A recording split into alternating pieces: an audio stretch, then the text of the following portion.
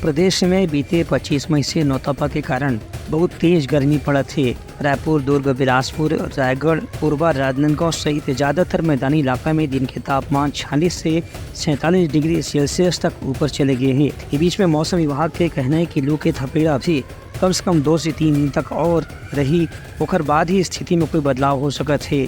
उनका ये भी कहना है कि प्रदेश में लू की स्थिति ला देखत ज़्यादातर इलाका में येलो अलर्ट जारी करेगी है। एकर मतलब ये है कि दोपहर 12 बजे से 3 बजे तक के हवा की गति और गर्मी सबसे ज़्यादा रही। इस बीच में यदि कोई व्यक्ति खाली पेट धूप में ज़्यादा देर तक रहे थे तो ओकर तबीयत खराब होने के खतरा है।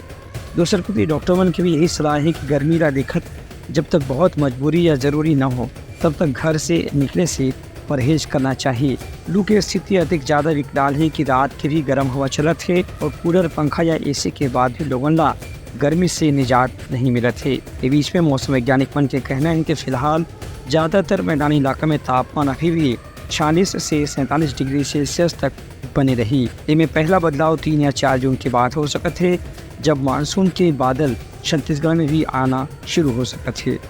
ब्यूरो रिपोर्ट, उतलंगा न्यूज़।